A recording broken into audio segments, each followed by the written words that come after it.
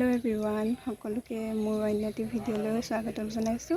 এতিয়া আমি ওলাইছোঁ বজাৰৰ কাৰণে। কাইলৈ সৰুকৈ নিয়ম এটা আছে। এতিয়া বজাৰৰ কাৰণে ওলাইছোঁ, সেইকাৰণে নিয়মটোৰ বাবে কিছুমান বস্তু কিনিবলৈ আছে ইভানৰ। গতিকে আমি বজাৰ কৰিব যাওঁ আৰু আহি কৈ আছোঁ কি নিয়ম। টাউন আহি পাই প্ৰথম ইভানৰ কাৰণে কাঁহৰ কাঁহী বাতি আৰু গ্লাছ ল'বৰ কাৰণে আমি দোকান এখনত সোমাইছোঁ। এতিয়া তাৰপিছতে সেয়া লৈ আমি আহিলোঁ ইজি বাজাৰত কিছুমান বস্তু কিনিবলৈ আছে। বজাৰ কৰি আছোঁ, এতিয়া বজাৰ হৈছেগৈ আৰু লাহে লাহে। কিছুমান বস্তু পোৱা নাই, কিছুমান পাইছোঁ। কিছুমান যিবোৰ পোৱা নাই সেইবিলাক বাহিৰত ল'বগৈ লাগিব।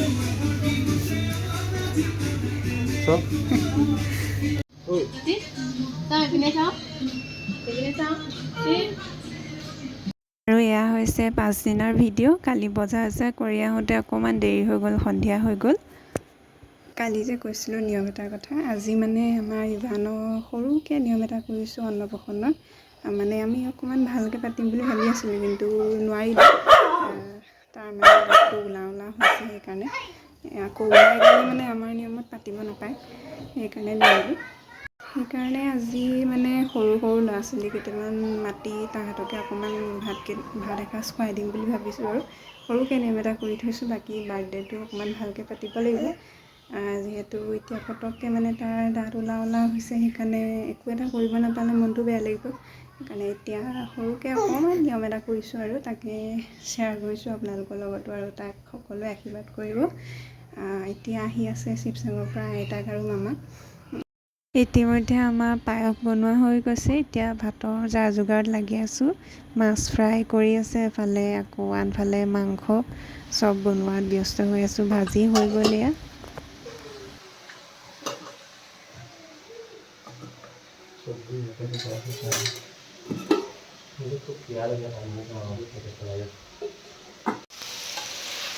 গৰমত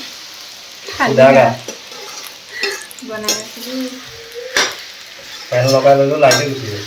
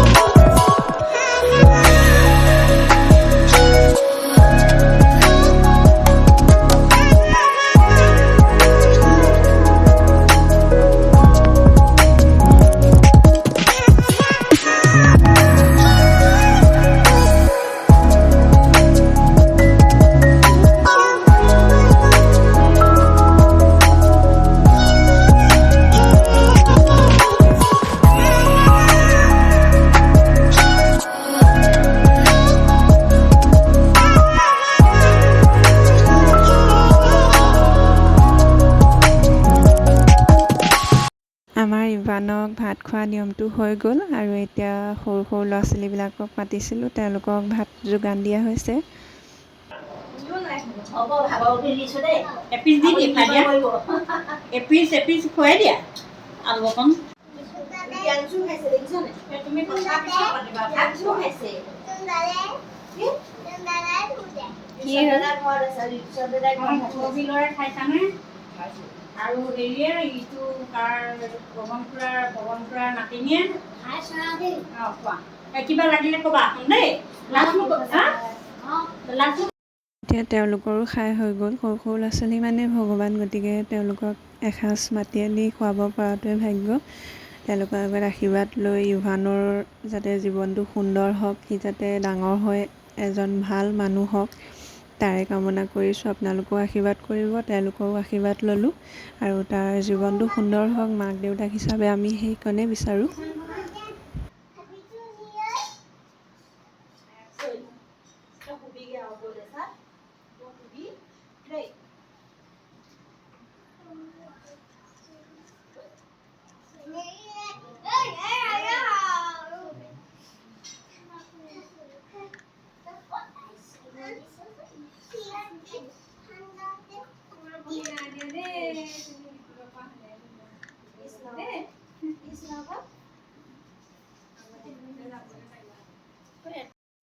তেওঁলোকক পঠিয়াই আমিও খাবলৈ বহিলোঁ ঘৰৰকেইটা মাহঁতৰ লগত একেলগে। আৰু মাহঁত ইমান দূৰৰ পৰা আহিছে, তেওঁলোককো সোনকালে পঠিয়াব লাগিব শিৱসাগৰলৈ। ভাত পানী খাই বৈ অকণমান ৰেষ্ট কৰি মাহঁতো এতিয়া আকৌ ৰিটাৰ্ণ শিৱসাগৰলৈ যাবলৈ ওলাইছে। আজি ভিডিঅ'টো ইমানেই আছিলে। আপোনালোকে মোৰ ভিডিঅ'বোৰ চাই কেনেকুৱা পায় জনাব আৰু লগতে লাইক কমেণ্ট শ্বেয়াৰ কৰি দিব আৰু মোৰ চেনেলটো ছাবস্ক্ৰাইব কৰি দিব।